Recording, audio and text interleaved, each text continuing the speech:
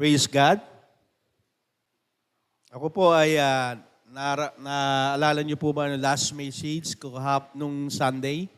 Inaabangan ko po sa sa social media kung sino po yung yung alam niyo na dahil araw ng mga patay. Praise God at tayo po ay tunay na binigyan ng karunungan mula po sa ating Panginoon sa kanyang katotohanan. Sapagkat sa mundong ito na ito po ay mapanling lang na marami po sa atin ngayon ang sinasabi nga ng Panginoon, kaya napapahamak ang aking mamamayan sapagkat walang pagkaalam. Ito po yung pagkaalam na ito. Ito po yung mga bagay na sinasabi o taliwas sa sinasabi ng katotohanan ng salita ng Diyos. Kaya po napakahalaga po na tayo po yung nagbabasa ng salita ng Panginoon sapagkat po ito po yung nagbibigay sa atin ng pagkaunawa, lalo-lalo na po sa sinasabi ng mundo o ng kaaway na kasinungalingan patungkol po sa ginagawa pong tradisyon, mga kaugalian, o mga bagay na akala natin, ito po yung nagpapasaya sa Panginoon, pero hindi po. Kaya po, ngayong umagay, dadako po tayo sa ating series na bago. Amen? Sino po gusto makarinig ng bago na naman mensahe ng Panginoon? At ang pag-uusapan po natin ngayon, praise God, palakpakan natin ng Panginoon, ito po ay napakahalaga bilang mga mananampalataya. Ang ating pong series title ay ito po, End Times, Our Final Victory. Kapag po ba naririnig natin ng end times, ano po agad na pumapasok sa isip natin? Ito po ba ay nagbibigay ng takot? Ito ba ay nagbibigay sa atin ng pag-asa? O nagbibigay sa atin ng mga lalo pa tayo mag-alala? Alam niyo po, napakaganda po na mensahe ng Panginoon dahil sa pamamagitan po nito, ipinapakita ito po yung ating final victory. Marami na po tayong mga laban na napagtagumpayan natin sa pamamagitan ng ating pananampalataya. Amen? Marami tayong mga laban dahil sa tulong ng ating Panginoon Kristo, ito po yung napagtagumpayan natin. At ito po yung sabing final victory, ito po yung end times. Ito yung huling araw. Ano yung huling araw? Ito yung huling araw kung saan ay ibibigay na ng Diyos yung victory ng lahat ng sumasampalataya sa Kanya. Kaya po ang ating verse ay makikita po sa unang Tesalonica 4:16-17. Ito po ang sinasabi, sa araw na iyon, ang Panginoon mismo ang bababa mula sa langit kasabay ng malakas na utos. Ito po yung utos na kung saan sinasabi niya dito, maririnig ang pagtawag ng punong anghel. Sino ba yung punong anghel? Ito po yung archangel. Ito po yung tagapanguna ng Panginoon, sundalo niya. Kung magay labanan na mangyayari, lagi nangunguna yung sundalo, ito yung general ng Panginoon. At sinabi nga dito, maririnig ang pagtawag ng punong anghel at ang pagtunog ng trompeta ng Diyos. Ang mga namatay na sumasampalataya kay Kristo ay unang bubuhayin. Pagkatapos ang mga buhay pa sa atin sa araw na iyon, ay kasama nilang dadalhin sa mga ulap para salubungin ng Panginoon sa himpapawid at makakasama na natin ang Panginoon magpakailanman. Amen? Alam niyo po ba, nung binasa ko po ito, halos maiyak po ako. Alam niyo bakit? Kasi ipinapakita rito yung mga ating pananampalataya, ang ating pagsunod sa Panginoon ay tunay na bibigyan ng Diyos ng victory. Una sabi dito, pagtunog ng trompeta ng Diyos. Alam niyo po ba sa lumang tipan, ang pagtunog po ng trompeta, ito po yung nagpapakita ng presensya ng Diyos. Kaya once na nagtrompeta o tumunog ang trumpet, diyan po ang pagdating ng presensya ng Diyos. Pag dumating po ang presensya ng Diyos, hindi lang po basta dumating katulad ng presidente natin, parang hindi. Kakaiba ito. Umaga, marami matatakot, makakaranas ng takot because yung takot na yun dahil sa kabanalan ng Diyos. Kaya kaiba yung presensya ng Diyos. Mangyayari yun. At maririnig ng buong lahat. Yung kagandahan nga, binasa ko to. Paano masasaksihan ng lahat sa buong mundo? Sabay-sabay yun. Hindi yung, mauna muna Pilipinas, mauna muna ang Taiwan, ang Canada. Hindi. Sabay-sabay po mangyayari yun. Sabay-sabay nabubuhayin ng mga patay. Kaya nga yung last na dapat hindi po natin sineselebrate yan. Bakit po? Kasi nga, ito po ang victory na kahit naging namatay ang yung mahal sa buhay, ito po sumasampalataya sa Panginoon. Muli siyang bubuhayin ng Diyos. Kaya no need na pumunta roon. Kasi wala na naman yun eh. Kaya ito, ipinapakita sa atin ng Panginoon, yung pagbabalik ng Panginoon, sabi nga dito, bababa mula sa langit. Saan bababa? Mula sa langit, kasi nabuhay siya.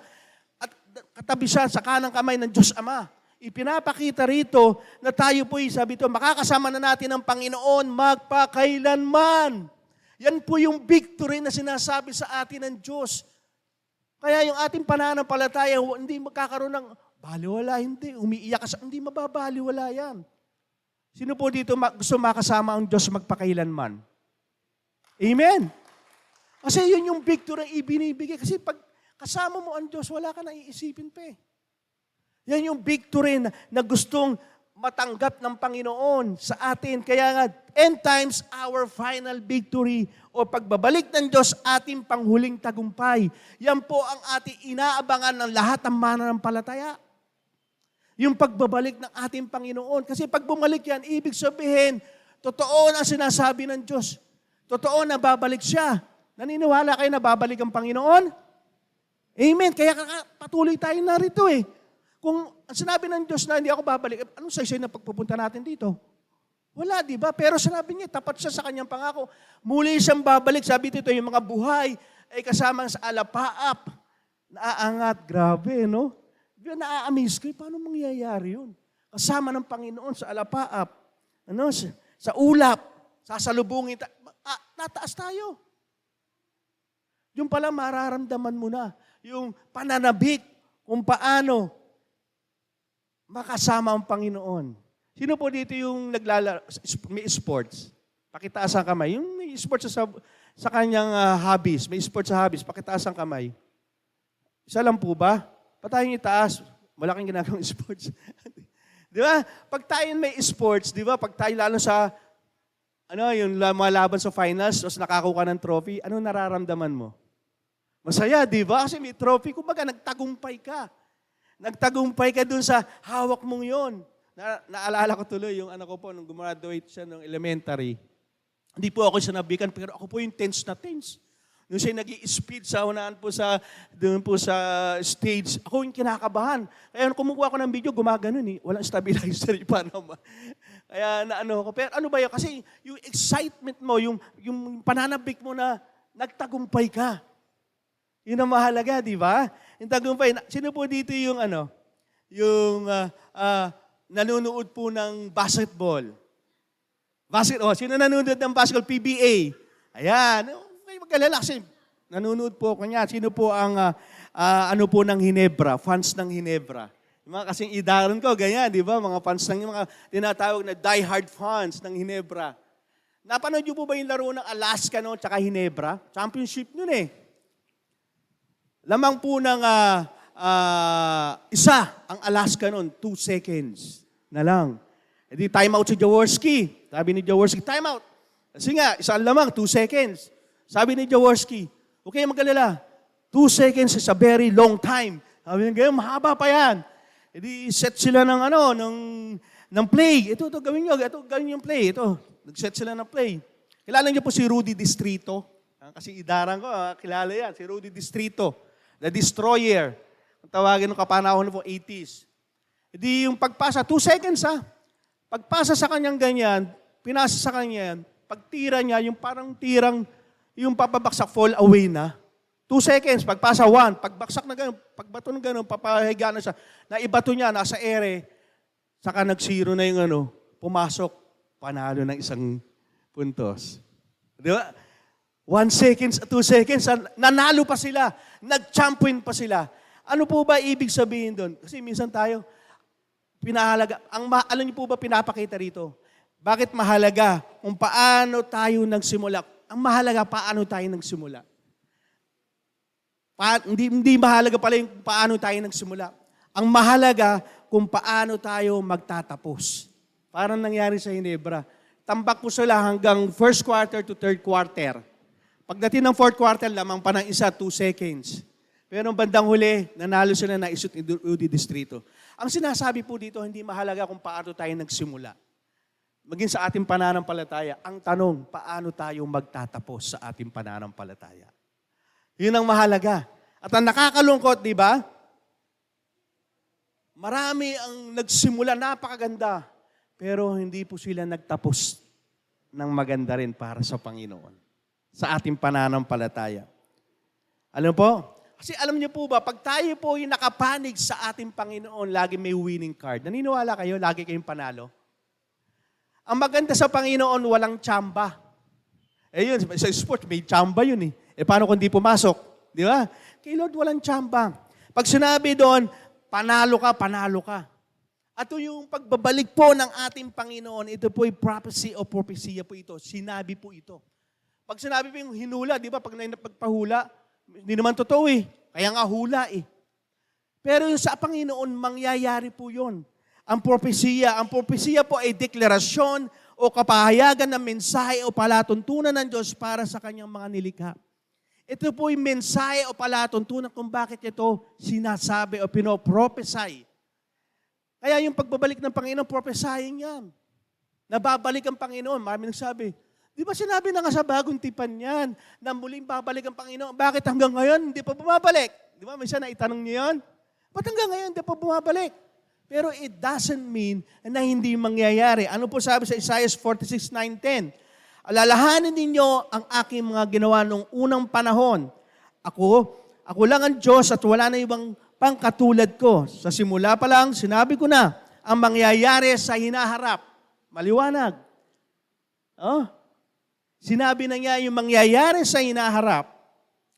Ang aking mga hinayag ay magaganap at gagawin ko lahat ang gusto kong gawin. Ibig sabihin po, yung sinasabing prophecy o mangyayaring pagbabalik ni Jesus, yun po ay magaganap. At sinabi po dito, at gagawin ko ang lahat ng gusto kong gawin. Kaya ibig sabihin, ang prophecy o sinasabi ng Diyos na muli siyang babalik, ito po yung nagpapalakas ng ating pananampalataya. Hindi po dapat tayong matakot. Hindi po dapat tayong mawala ng pag-asa, kundi magkaroon lalo tayo ng malalim na pagkaunawa at pananampalataya dahil alam mo na mangyayari ang pagbabalik ng ating Panginoong Hesus. Amen? Alam mo, babalik siya. Kaya lalo ka nananampalataya sa Kanya. Lalo ka naniniwala sa Kanya na lahat ang sabihin niya, anumang paghihirap mo dito, bakit? Kasi alam mo, babalik at babalik ang Panginoon para sa iyo. Yun po ang mahalaga. Ang prophecy nagpapahayag ng mensahe ng Diyos. Kaya nga nagpa-prophesy para malaman mo yung mensahe ng Diyos. Yan po ang sinasabi sa 1 Pedro 1:20-21. Bago pa likhain ang mundo, pinili na ng Diyos si Kristo para maging tagapagligtas na natin. Bago pa lang likhain, ibig sabihin, ibinigay na niya si Jesus para maging tagapagligtas natin. Nandun na kaagad. At ipinahayag siya ng Diyos nitong mga huling araw, alang-alang sa inyo. Sabi dito, na ba ako? Yan. Sa pamamagitan niya, sumasampalataya kayo sa Diyos na muling bumuhay at nagparangal sa Kanya. Kaya pananalig nyo ay sa Diyos at umaasa kayo sa Kanya na muli niya rin kayong bubuhayin at pararangalan. Sinasabi po ng Diyos sa Kanyang pagbabalik, pararangalan tayo at bumuhayin muling ang mga patay. At tayo makakasaksi na buhay pa tayo pag dumating ang Diyos. Grabe. Kaya ibig sabihin, yun ang mensahe ng Panginoon. Dahil sa ating umaasa tayo, dahil sa pananalig natin sa ating Panginoon Kristo, may pag-asa. Dahil nangyari yun sa ating Panginoon Kristo na muling nabuhay at nakasama ang Diyos Ama, kapiling niya dun sa langit. Kaya yung pagbabalik ng Panginoon, pagpapakita po yun, o propesya na, ba't hanggang hindi pa dumarating? Hindi. Ipinapakita lang Diyos yung mensahe niya para sa atin upang wag tayong bumitiw, upang patuloy tayong manampalataya sa Panginoon. Sabi dito, ang propesya ay nagpapahayag ng saloobin ng Diyos. Sabi sa Deuteronomio 29:29, may mga lihim na bagay na ang Panginoon lamang nakakaalam, pero ipinahayag niya sa atin ang kanyang kasunduan at dapat natin itong sundin maging ng ating lahi magpakailanman. Kaya gusto na nga ng Diyos, ipinapahayag, kaya nga gusto ng Panginoon, maglakad tayong kasama niya. Gusto ng Panginoon, nagbabasa tayo ng salita ng Diyos. Hindi nga nilihim sa atin eh. Kaya nga sa pagbabasa ng salita ng Diyos, pinapakita niya na muli siyang babalik. Kaya ano last message natin? About prayer. Kasi sa prayer, nananalangin tayo na maging matatag tayo, na magkaroon tayo ng pag-asa, na magkaroon tayo ng mga bagay na hindi tayo tumigil hanggang sa katapusan ng mundo. Ano po sinasabi sa 1 Pedro 4:7? malapit na ang katapusan ng mundo. Pigilin ninyo ang sarili ninyo para hindi kayo makagawa ng masama at nang walang maging hadlang sa mga pananalangin ninyo. Ano po nakakahadlang? Yung disobedient natin. Hindi tayo sumusunod. Yung akala natin, malagal pa naman ang dating ni Lord. Wala nga, di ba? Tagal-tagal na nga niya sinabi. Hanggang ngayon, di siya bumabalik eh. Yun po ang nagiging dahilan. Alam niyo kung bakit hindi pa bumabalik si Lord? Kasi nga binibigyan ng pagkakataon ni Lord na makapanumbalik ang lahat ng tao. Alam niyo po ba nung ginawa ni Noe ang barko? 100 years. Alam mo, 100 years din pinagtatawanan si Noe ng kanyang nasa paligid. Ganoon kabuti si Lord. Kasi alam niya na marami pa rin mga mananampalataya ang hindi tumatanggap sa Kanya. Kaya yung pagbabalik ng ating Panginoon Kristo ay pagbibigay ng pag-asa sa mga mahal natin sa buhay, sa mga kaibigan natin, katrabaho natin, kapaligid natin, na wala pa sa ating Panginoon upang gamitin tayong lahat.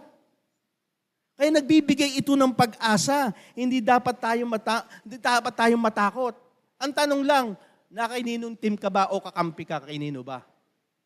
Kasi yun ang totoo. Kanino ka bang kakampi? Kasi kung alam mo darating ang Panginoon at ito pa mabigat, hindi mo alam kung kailan, kailangan mag-isip-isip tayo. Alam niyo po ba, yung nangyari pong propesya, nangyari na po sa Lumang Tipan. Nabasa ko po kay Daniel, sa huling bahagi po ng Daniel. May pong propesya nangyari, nagkaroon po ng panaginip si Daniel, patungkol po sa mangyayari sa future. At yung mga ilang bahagi po nangyari na. Yung ulo po, yung sa Babylonia, yung ginto, nangyari na po yun. Yung sa dibdib niya bilang bronze, o yung nangyari na po yun sa Gresya, dito sa Bewang po, sa Masipon, sa ano nangyari na po sa ano bang kingdom yun, hanggang sa binti. Ito yung Romans. Nangyari na po yun. Nahati po kasi ang Roman North at South, kaya dalawang binti po. Yun po ay nangyari po dahil ito po ay, sabi doon, ang dalawang hita ay yari sa bakal tsaka sa putik. Sabi, hindi matibay. Ito po ngayon ito po sinasabi ito po yung Italia sa Roman Empire. Ito po yung Ita din ngayon. Ang hindi pa po nangyayari, ito yung sa may paa, yung 10. Ano yung 10 ngayon? Sinasabi po doon kay Daniel, may lalabas na 10 na bula ang propeta at may laangat ang pinakaya, yun yung Antikristo. Yun na lang po ang hindi nangyayari. Yun na lang po. Kaya po, malapit na po talaga. Kaya hindi nyo napapansin, sabi sa Isaiah 5:20, nakakaawa kayong mga nagsasabi na ang masama ay mabuti at ang mabuti ay masama. Ang kadiliman ay sinasabi niyong liwanag at ang liwanag ay sinasabi niyong kadiliman. Ang mapait ay sinasabi niyong matamis at ang matamis ay sinasabi niyong mapait. Alam niyo po ba sa huling araw, ito yung mga pangitain, hindi niyo napapansin yung masama, ino-open na dito sa atin. Parang pinagmamalaki pa. Nangyayaring patayan, okay lang, parang pumapatay na lang ng hayop. Wala ng Diyos. Hindi sila natatakot na may Diyos na pwedeng magparusa sa kanila. Hindi niyo napapansin ang earthquake yun napapadalas. Hindi nyo napapansin, ang bagyo ngayon, di lang po tayo nakakaranas ng pagbaha. Even Spain, ibang Middle East na hindi binabaha na rin ngayon. Alam niyo po bakit pinapahayag ito ng Panginoon? Ipinapakita na yung sinasabi sa Biblia ay totoo, nangyayari, malapit na. Kaya nga hindi po dapat tayo matakot. Hindi, magalak nga tayo. Bakit? Totoo na babalik ang ating Panginoon. Na mangyayari, yung end times at tayo ay sasalubungin ng Panginoon, isasama doon sa langit. Yun po ang katotohanan. Kaya hindi po dapat ito magbigay sa atin ng takot, kundi pananabik. Kundi magkakaroon lang tayo ng awa sa ating kapwa na hanggang ngayon, hindi pa nanunumbalik sa Diyos. Kaya nga, mayroong Great Commission si Lord, di ba? Gawin yung disipulo ang lahat ng mga bansa. Yung mga kamag-anak natin, hanggang ngayon, kunin na natin. Kasi nga, hindi natin alam. Alam natin, babalik si Lord. Yun lang ang mahalaga doon. At tingnan natin, paano ba natin mapapakita na tayo handa sa pagbabalik ng Panginoon? Ito po ang mensahe ng Panginoon ngayong umaga. Be ready, Jesus is coming. Handa ka ba sa pagbabalik ng Panginoon? Tanong mo sa katabi mo. Handa ka ba? Gising yan, natutulog lang ano yan. Gising yan. Sabi mo, handa ka ba sa pagbabalik ng Panginoon? Kasi yun ang katotohanan eh. Handa ba tayo?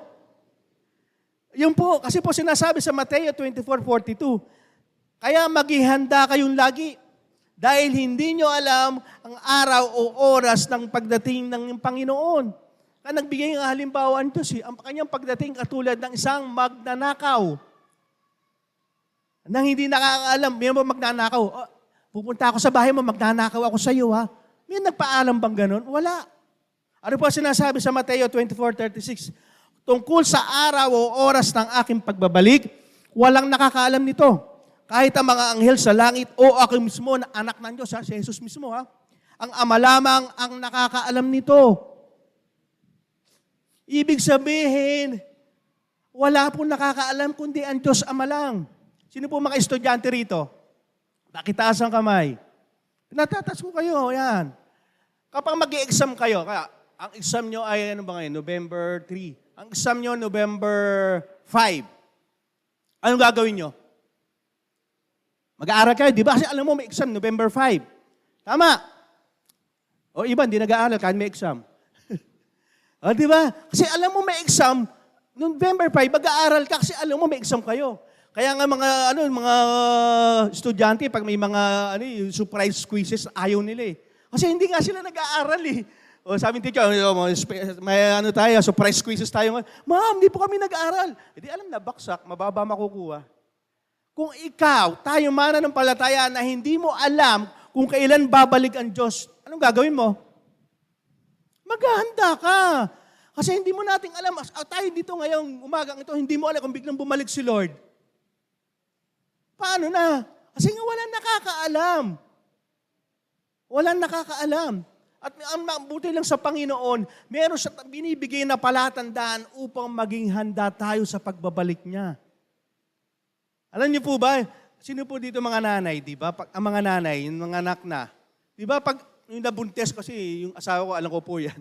Di ba pag nabuntes, di ba pag mga anak na, pag malapit na, nagkakaroon na ng sakitan dyan. Sumasakit, di ba? Kapag malapit na lumabas yung paglilabor na, yung lalabas yung baby, lalo sumasakit, di ba? Madalas, lalo mas sumasakit pa yung pagsakit.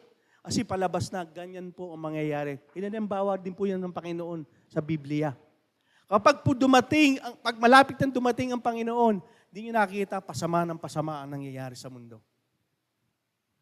Bakit nagiging madalas? Ang earthquake nga daw, kung babasahin ng Biblia, mangyayari ng earthquake na hindi pa naranasan ng mga tao dito sa mundong ito. Yung earthquake na yun.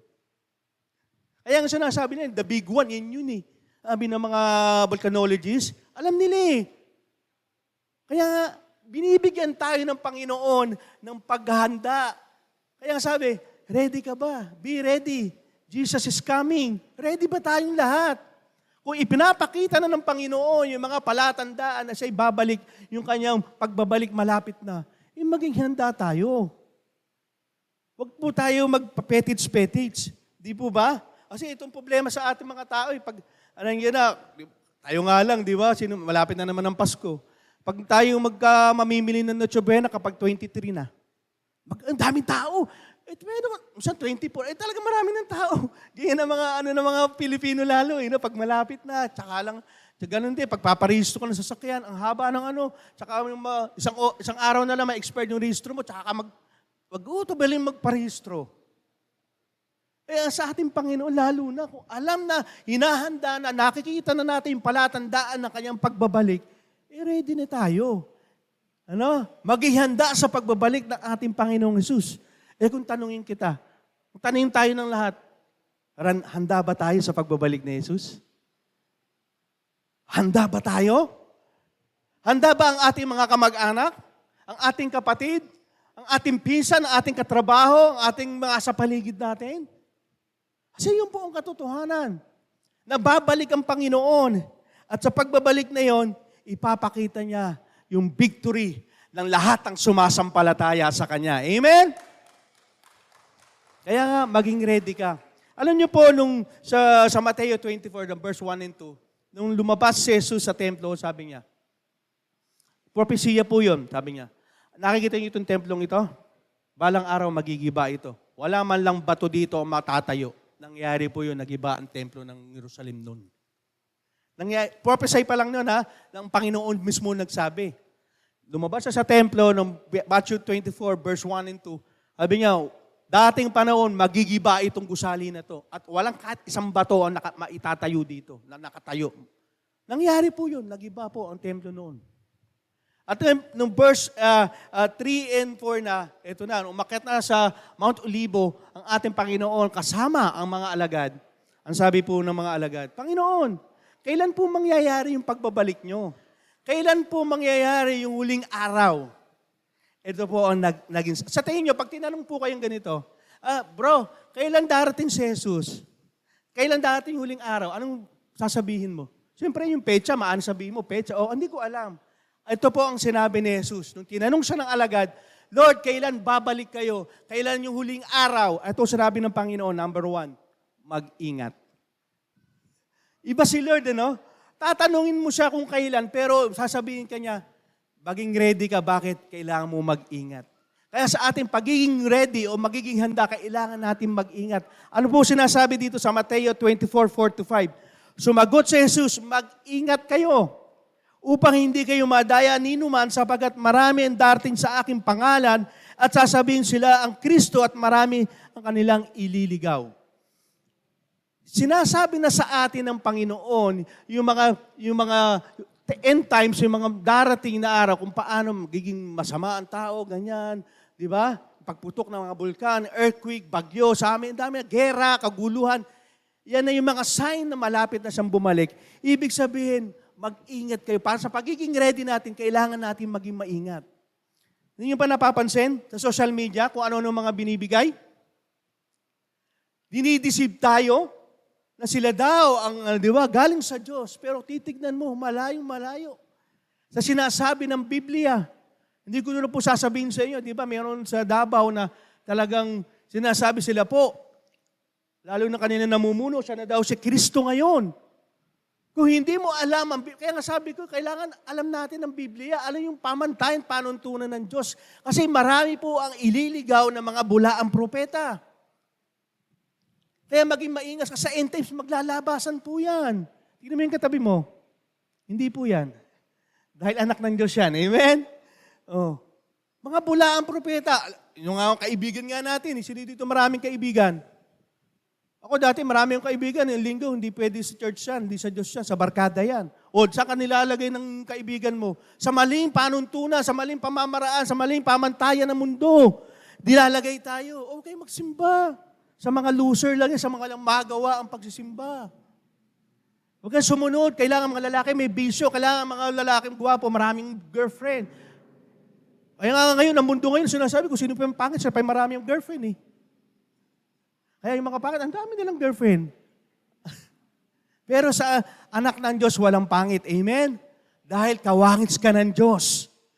Kaya ang daming ginagawang bulaan na kasinungalingan ng kaaway. Ang mga idol natin, lalo-lalo ng mga kabataan, ang daming idol.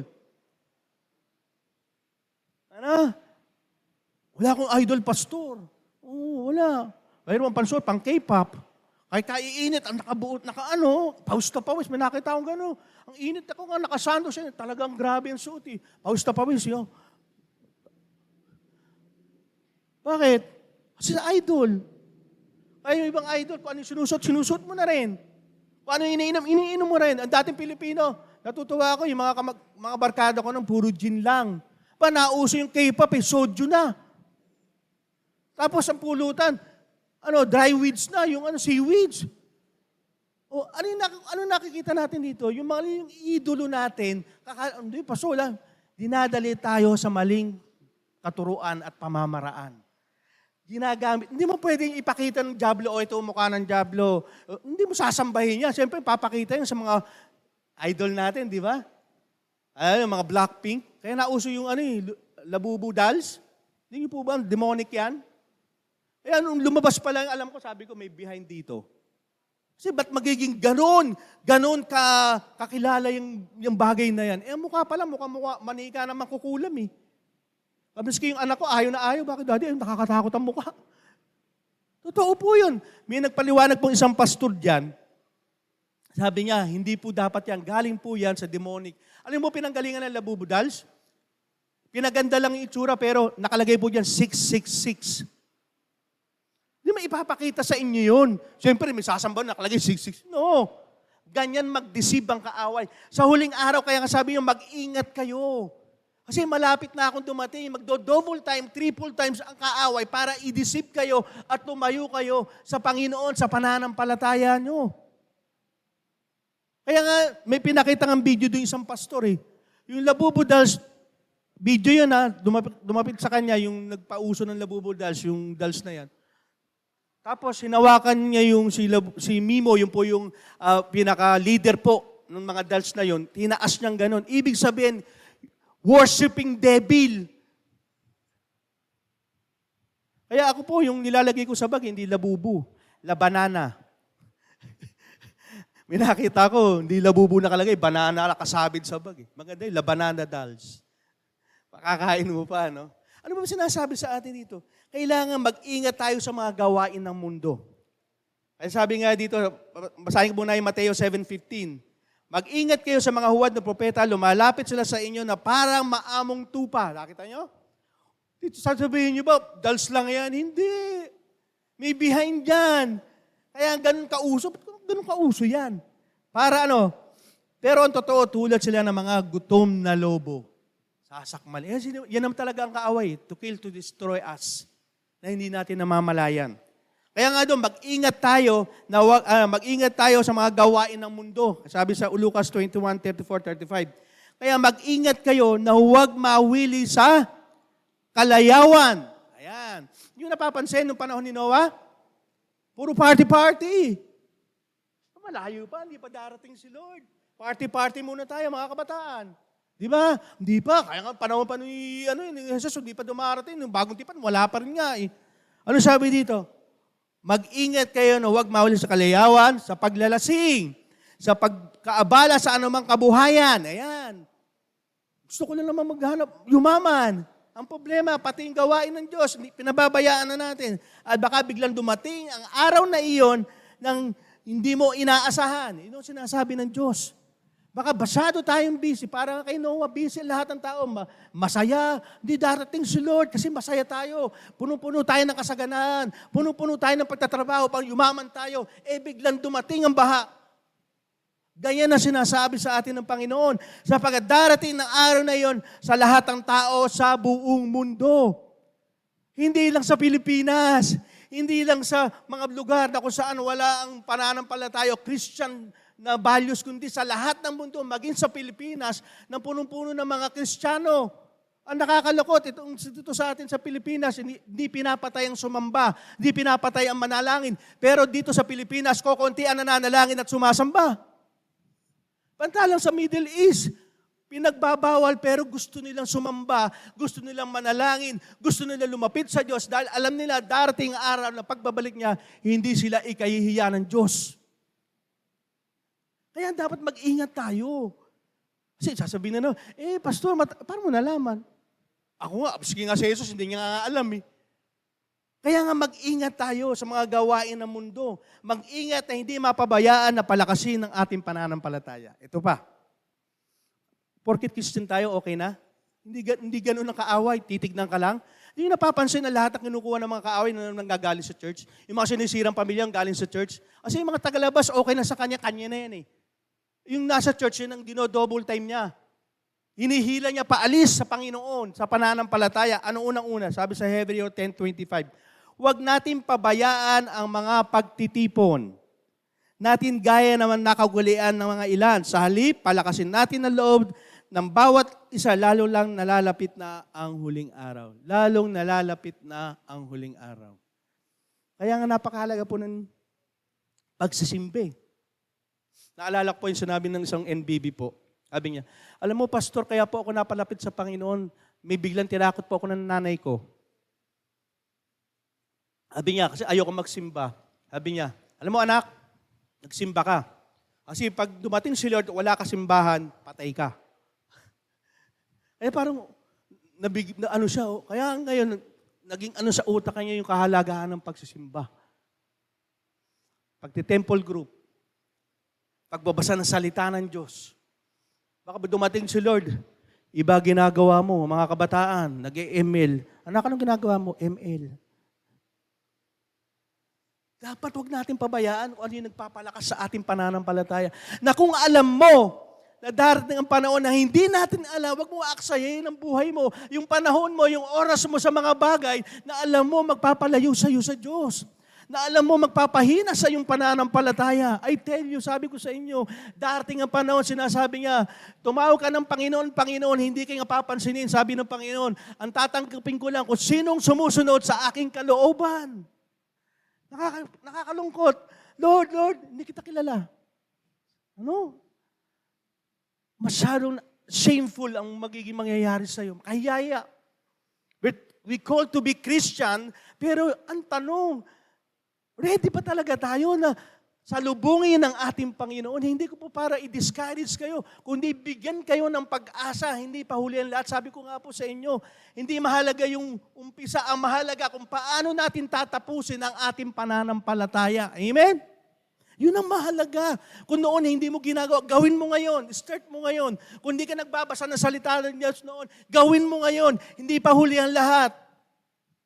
Kung di mo pa sinishare sa iyong mga kaibigan, sa kamag-anak ang salita ng Diyos, ang mabuting balita, yung kaligtasan na tinanggap, ngayon gawin mo. Kasi nga, ipinapakita na ng Diyos yung mga palatandaan na muli na siyang babalik. Kaya huwag na tayong manumbalik sa dati nating pagkatao. Kasi po, yan po ang mangyayari. Kundi palakasin natin, sabi nga dito sa unang 1:2:28. Kaya mga anak, manatili kayo sa Kanya. Kanino? Sa ating Panginoon upang magkaroon tayo ng kapanatagan sa Kanyang pagbabalik. Kaya panatag tayo eh. Kaya iba natatakot. Bakit? Tanong niyo sa sarili niya, naki-Lord ba siya? Kakampi ba siya ni Lord?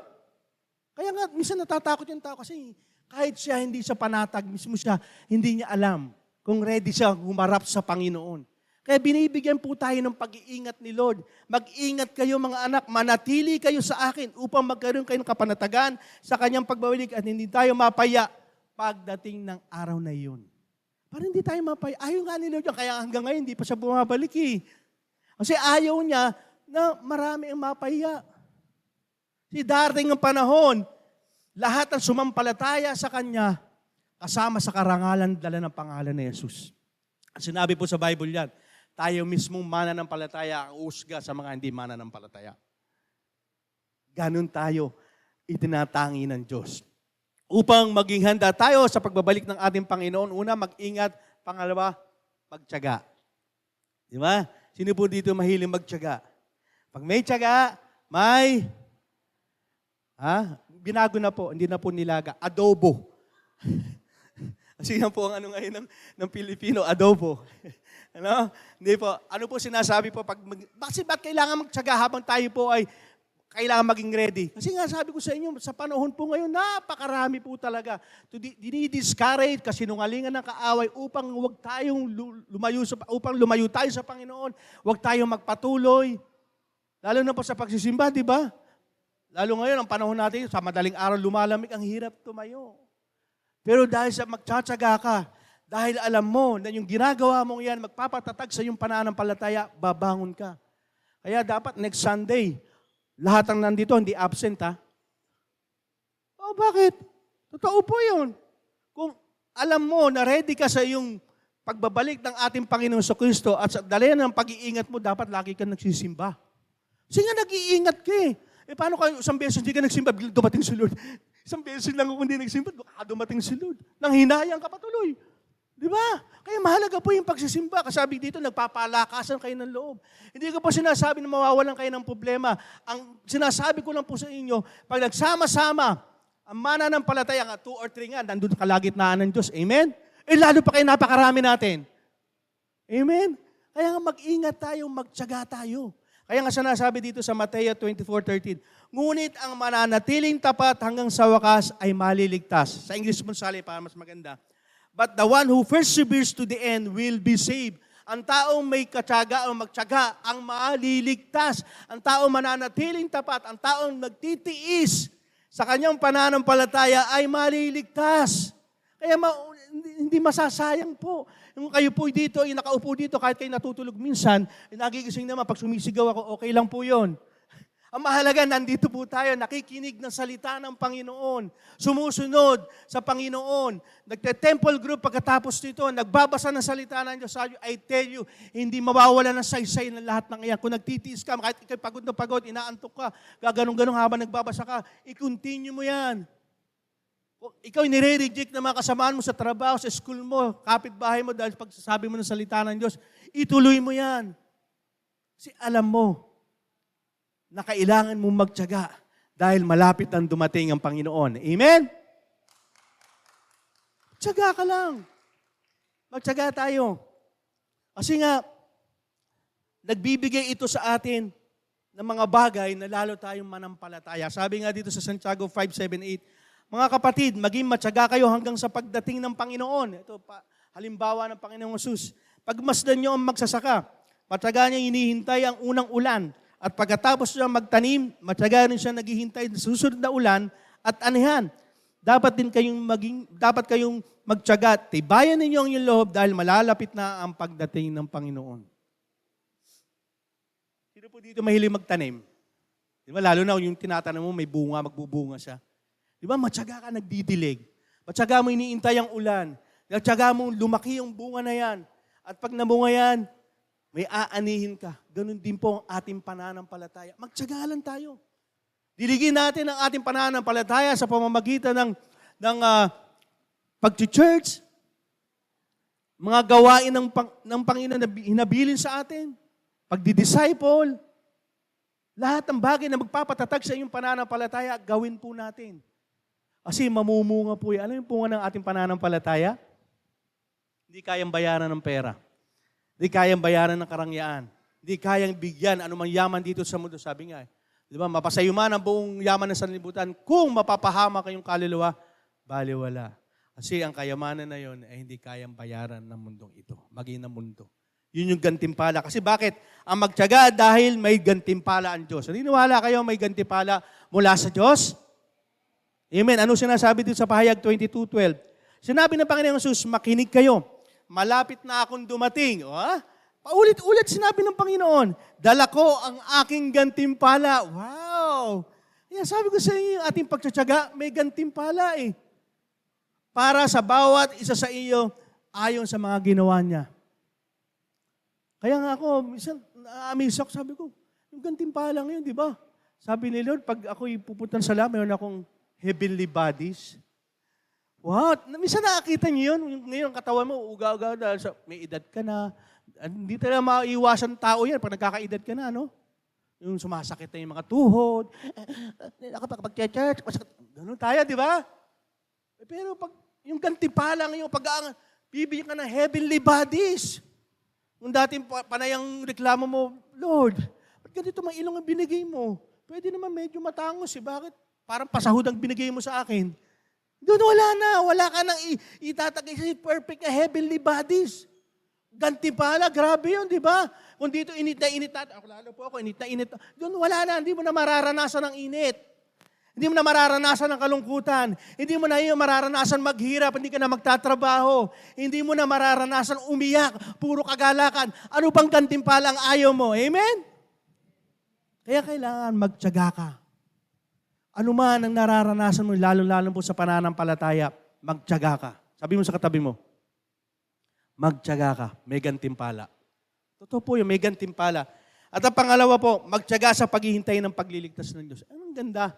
Alam mo, nagtsatsaga ka dahil may darating na pagliligtas ng Diyos. Kaya nga nagtsatsaga tayo kasi alam mo na ililigtas ka ng Diyos. Amen? Sino naniniwala ililigtas ka ng Diyos? Amen!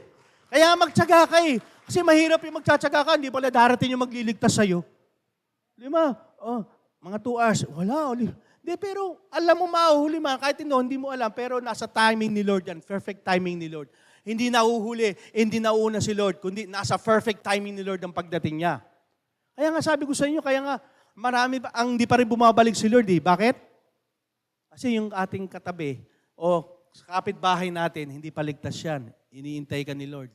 Yung iyong kapitbahay, yung kaklase, iniintay ka ni Lord, mga estudyante. Sa trabaho, ganun din. Sa inyong pamilya, iniintay ka ni Lord na kumilos. Huwag po kayong mag-ano, ay hindi mo na, okay lang, basta sabihin niyo po. Ginawa niyo po yung dapat gawin bilang mananampalataya, gawin po natin yun. Wala na po tayo accountability doon. Kasi may sarili-sarili po silang pagpapasya.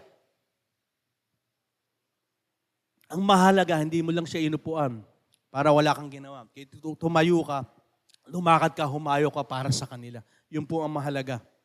Kasi po kung alam mo nalalapit na yung pagliligtas ng Diyos, double time ka. Kaya nga sabi po sa Hebrew 9:28, ganon din naman, minsan lang namatay si Kristo nang inihandog niya ang kanyang sarili para alisin ang kasalanan ng mga tao. At muli siyang babalik dito sa mundo. Muli siyang babalik dito sa mundo. Hindi na para akuin muli ang kasalanan ng mga tao, kundi para iligtas ang mga taong naghihintay sa Kanya. Sino yung mga naghihintay? Yung mga mananampalatayang nagtsatsaga, nagtitiis, nananatiling tapat hanggang sa huli. Kaya nga po ang Panginoon, hindi nagsabi na kung kailan eh. Para makita natin, makapag-prepare tayo, maging handa tayo na pag dumating si Lord, okay lang Panginoon.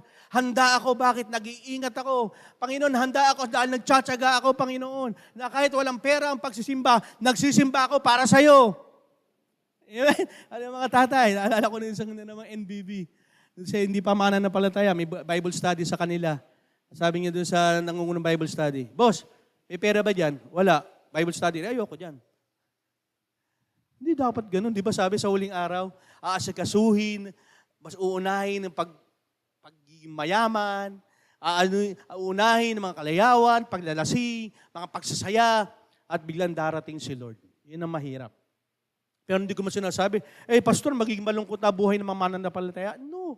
Kasi pag meron kang Diyos sa buhay mo, maligaya ka. Amen? Pag may Diyos ka sa buhay mo, puno ka ng kagalakan at kapayapaan. Huwag mong hanapin sa sanlibutan o bagay ng mundong ito yung kasiyahan mo. Unahin mong hanapin ang Diyos upang sa ganon, ire-ready yung puso mo, yung pag-iisip mo. Kung dito pa lang ayaw mo na, paano ka papupunta sa langit? Kaya nga nahanda tayo sa ganitong gathering, hindi nyo napapansin. Kasi pagdating po doon sa langit, puro praise and worship tayo doon, puro masasaya. Sabi ng katabi mo, malungkot ba? Maganda-handa ka na. Puro kasi mag-agala ka lahat na nandun. Kaya po, hindi ko po kayo, sabi ko sa inyo, maging handa tayo. Be ready. Jesus is coming. Hindi po para takutin ko kayo. Kundi, sabi nga ng Panginoon, mahal tayong lahat ng Diyos. Amen? Kaya sabi niya, maging handa kayo. Kasi nga, hindi nyo alam. Kung hindi nga natin nasaksihan ang pagdating ng Panginoon, kung bigla naman mag-expired tayo dito sa mundong ito, paano na? Kasi lahat naman tayo darating dyan. Na minsan mangyayari ang kamatayan, nagsunod din paghuhukom. Yun po yun. Kung di naman natin masaksihan ang pagdating ni Lord, pero ang mahalaga, handa ka para salubungin mo ang Diyos. Amen? Handa ka upang itaas ang iyong kamay sa huling tagumpay na ibibigay ng Diyos sa iyo sa huling araw. Amen? Amen? Palakpakan natin ang Panginoon. Let us pray. Let's bow ahead and close your eyes.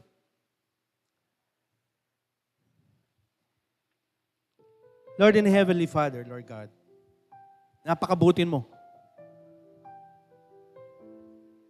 Ang pag-ibig mo, Panginoon, hindi namin kayang sukatin. Na kahit ang paligid namin ngayon, punong-puno ng kasamaan. Ang paligid namin, Panginoon, ini-stand nila kung ano yung mali, hindi yung tama. Yung panuntunan nila, Panginoon, malayo sa panuntunan mo. Pero Lord, hindi ka pa rin bumabalik. Hindi dahil ayaw mong bumalik. Kundi Lord, binibigyan mo ng pagkakataong manumbalik sa iyo ang tao. Na tao na lilikha mo ayon po sa inyong imahe, Panginoon. Na gusto mo lahat ng tao maligtas. Na gusto mo, Panginoon, na lahat ng tao ay magkaroon ng kaligtasan, makapamuhay ng ganap. Na inihanda mo para sa aming lahat, Panginoon. Lord, sa mensahe mo ngayong umagang ito, Panginoon. Lord, ginigising mo kami, Panginoon, lalo na yung aming pananampalatayang tulog. Yung aming buhay na tulog, Panginoon, at gising lagi sa mga gawain ng mundo, Panginoon. Lord, Wake up call to, Panginoon. Maski nagdaang pandemic, Panginoon, may sinasabi ka na. May gusto ka nang sabihin sa amin, Panginoon. Ang tanong, paano ba kami makikinig? Paano ba namin bibigyan ito ng pagpapahalaga sa amin? Kung sinasabi mo na ang pagbabalik mo, walang nakakaalam, paano na? Pero Lord, dahil mahal mo kami, nagbigay kayo ng mga propesiya, nagbigay kayo ng mga mensahe kung paano malapit yung pagbabalik, malaman namin. Yung preparasyon. Lord, turuan mo kami, Panginoon, wag na maging hangal. Na umasa sa amin sarili. Maging mapagmataas. Na hindi pa kayo darating, malayo pa no. Kahit kailan, hindi kayo nagsinungaling. Kahit kailan, Panginoon, hindi mo ibinibigay, sabi nyo nga po, ginagawa nyo yung gusto nyo gawin. Lord, turuan mo kami, Panginoon, maging vessel, instrumento sa aming kapwa. Kung kaming, Panginoon, na i-ready na paano na ang aming kapatid, ang aming magulang, ang aming asawa, ang aming anak, Panginoon. Ang aming mga kaklase, ang aming katrabaho, ang aming kapitbahay. Lord, ayaw mo, Panginoon. Lord, turuan mo kami, Panginoon. Mag-double time, magsumikap, magtiyaga. At sa pagtitiyaga niya, kasama ang pag-iingat. Na huwag kami, Panginoon, na madala ng mundong ito, na pansamantala lamang kaligayahan. Sapagkat ang ibinibigay mo, Panginoon, may eternal value. Yung value nito, Panginoon, yung tagumpay, na kahit sino man, Panginoon, na igugustuhin. Ito yung makasama kayo, Panginoon. Lord, turuan mo kami, Panginoon, na huwag kaligtaan ang pagsasama namin tuwing linggong ito. Na kung saan, Panginoon, sinabi mo, Lord, mag-ingat kami. Dahil yung oras at panahon namin inaagaw ng kaaway. Dahil yung panahon at oras namin inaagaw ng hanap buhay. Yung panahon namin inaagaw ng mga kalayawan dito sa mundong ito, Panginoon. At nawawalan na kami ng oras o panahon sa inyo. Lord, ayaw mo mangyari ito. Sapagkat hindi kami magiging handa pag gano'n na nangyari. Turuan mo kami na maging kasiyahan kayo, Panginoon. Hindi na ang gawain ng mundong ito. Lord, maging kagalakan namin na maglingkod, sumunod sa inyo. At higit sa lahat, matyaga kami na huling sandali, Panginoon, ang tagumpay ay nasa aming mga kamay sapagkat kami kakampi sa inyo, Panginoon. Kami nasa panig nyo. At hindi namin ikakahiya, maging ito man yung dahilan ng aming kamatayan. Sapagkat muli mo kaming bubuhayin at bibigyan ng karangalan sa pamamagitan ng aming pananampalataya kay Jesucristo. Lord, we thank you so much, Lord. Lord, salamat po sa mensahe mo ngayong umagang ito. Punuin niyo po kami ng pag-asa. Punuin niyo po kami, Panginoon, ng pananampalataya sa inyo lamang, Panginoon. We thank you so much, Lord. We glorify your name. In Jesus' name we pray. Amen. Amen. Palakpakan po natin ang Panginoon.